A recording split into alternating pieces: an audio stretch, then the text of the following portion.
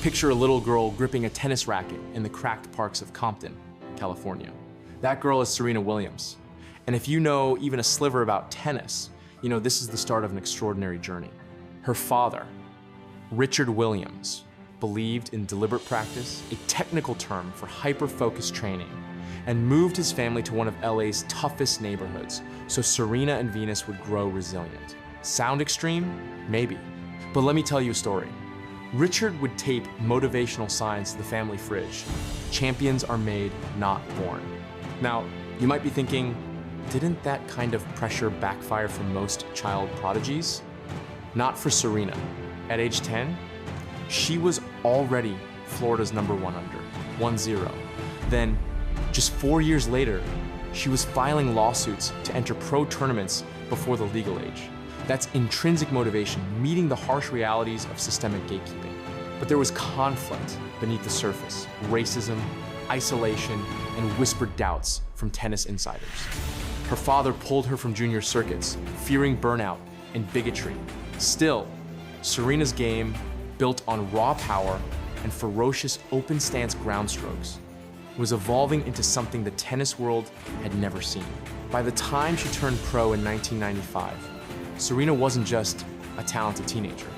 She was a catalyst, primed to upend the status quo. You have to wonder, did anyone outside her family truly grasp what was coming next? Let's fast forward. It's 1999. A 17-year-old Serena Williams faces off against world #1 Martina Hingis at the US Open final. The stadium is electric. If you'd asked the experts, most would have said, she's too young, she's not ready. But Serena was about to redefine ready. Here's where two technical terms come into play: Serena Slam and Surface Slam. The Serena Slam, that's when she won all 4 Grand Slam singles titles consecutively, but not in the same calendar year.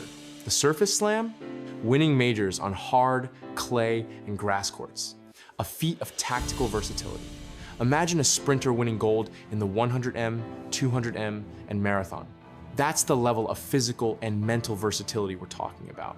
But it wasn't just about lifting trophies.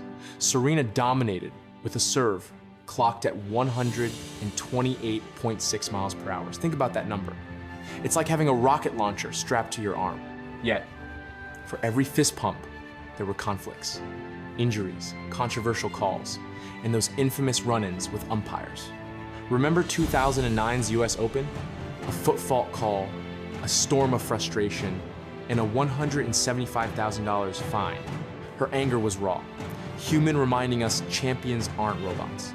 You might ask, was it just raw talent or something more? Serena's mental toughness, her ability to win after saving match points, her adaptability under pressure became legendary. She won Grand Slams while pregnant, returned from life-threatening health scares, and reclaimed the world #1, ranking 5 times. Even as rivals like Sharapova, Henin, and Azarenka circled, Serena's relentless drive set a new bar for what greatness looks like. And so, as the records tumbled 23 Grand Slam singles titles, a career Golden Slam, Olympic gold in singles and doubles, you had to ask yourself, were we witnessing not just the greatest woman to ever play tennis, but the greatest athlete, period? So, what does Serena Williams mean to the world beyond her blistering forehand? Let's get personal. Imagine the impact of 2 black sisters with beaded braids dominating on the world's most exclusive tennis courts. That's cultural disruption. Serena, alongside Venus, brought representation and inspired waves of new players, shattering the sport's once monolithic image. Her influence isn't just symbolic. Serena leveraged her platform for social activism. Think about the term amplification effect here, when one voice inspires thousands. From Black Lives Matter posts to open letters on gender pay equality, she's been unafraid to confront tennis's and society's deepest flaws. Now, you might wonder, can one athlete really change an entire sport? Well, Serena forced organizations to rethink outdated dress codes. Remember the French Open catsuit ban? Prize money, disparities, and even how technology like Hawkeye was used after disputed calls. Let me paint you a picture. In 2022, As Serena played her final US Open, Oprah narrated her tribute, and celebrities from Tiger Woods to Beyoncé watched courtside. That's superstar gravity. Off the court, she launched a venture capital firm, invested in women's soccer, and built schools in Africa and the Caribbean.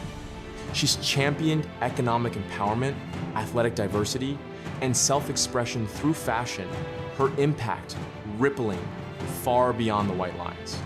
You may ask, what's her greatest legacy? For millions, it's the permission to be unapologetically ambitious, to embrace both power and vulnerability, to rise after setbacks. Serena Williams redefined not just tennis, but what's possible for women and people of color in any arena. And so, as the echoes of her final serve fade, Serena's story asks, what barriers will the next generation break? Standing on the shoulders of a legend who never stopped swinging for more.